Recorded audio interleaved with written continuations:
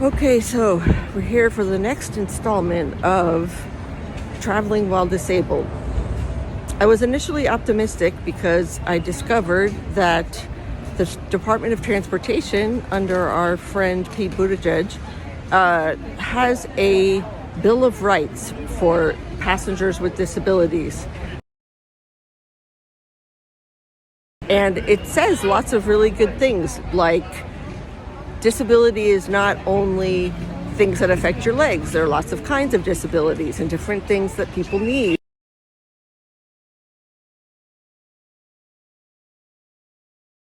And the airline cannot force you to accept a service that you do not need, i.e. they cannot force you to sit in a wheelchair.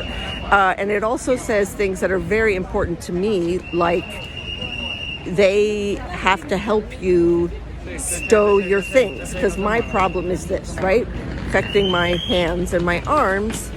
And so I took this, printed it out, called JetBlue yesterday in the Puerto Plata airport and talked to a very nice lady named Indira, who assured me that everything was going to be fine, that somebody was going to stay with me the whole time in case I want to actually get something to eat or go to the bathroom, because they don't have a way that you can leave your stuff somewhere if your arms don't work but your legs do.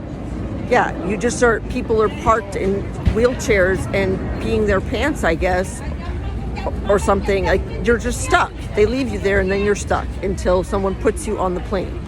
So I was initially optimistic. Unfortunately, the system is not changed in the slightest. And again, I was abandoned, and immediately when I had to pull my mask down, one of my very nice and well-functioning and expensive earplugs popped out, and then it was lost. And so then all of the noises in the airport started really affecting me badly and making me very anxious, which didn't help the next things that happened. When we were on the way here, I talked to a flight attendant to explain again, I need help getting out. Will somebody come in and help me? No, of course not.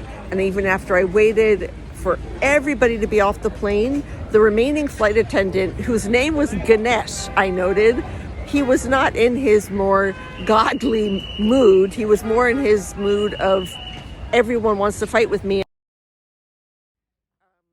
Because he immediately was like, get to the point. What do you need? And I was like, well, I need help moving my things. And he just was like throwing a hissy fit. And so then his energy of hissy fit, since I was already anxious and crying, made me more anxious. And then he's like, you're going to have to calm down, which is not a really good thing to say to somebody who's upset.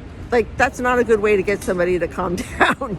And so I was just sat on the floor and started crying and, and then that's a scene. But that's better than me exploding, which is what happens when my nervous system is totally on edge and I'm feeling hysterical, because that could get me killed or something, or at the very least seen as the most problematic passenger. When what it is that I know that if I move my own stuff, I am not going to be able to brush my own teeth or drink things for the next 2 weeks. I'm not going to be able to do the work that I came here to do. And so then there was a whole other scene because there weren't enough chairs, and I gave my chair to an elderly man because there was a really long ramp, really long, out in the free air, and he could not walk. And so I gave him my chair, and they put my bag under his chair, which then created a whole problem for the system when we got to the passport place. And they're like, why isn't she in a chair? And they started yelling at me for not having accepted the chair. And I'm like, no, but I gave the chair to someone who needed it because my legs are fine. And then it was another scene. And I have to try really hard to not get hysterical, but it's very hard when things are already going so badly. And I just said, look, this conversation is not going well for you or for me, so I'm just going to be quiet. But then she kept saying to me, you just have to sit in the chair. And it's just fucking awful. So by then I'm sobbing.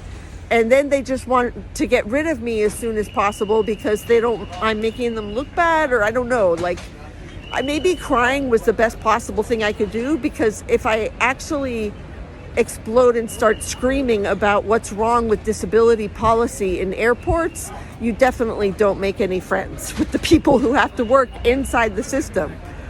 It's so fucking stressful every time. And now the only way, like, because I cried, they actually helped me get my suitcase and pushed me out to the curb. But now I'm sitting here in the cold waiting for Jill. I don't have any option to like sit inside, because then I can't move my stuff. The system is just not actually made to work. You actually have to travel with someone who can help you. It just doesn't work. And it's very depressing, because I used to travel a lot and I used to really enjoy it. And now every time it's just really hard. And at least this time, like, I stood my ground and I'm not hurt. But now, like, a bunch of flight attendants think that I'm, another difficult passenger or something, even though I'm trying to say I'm disabled. I can't move my own stuff. Fucking sucks.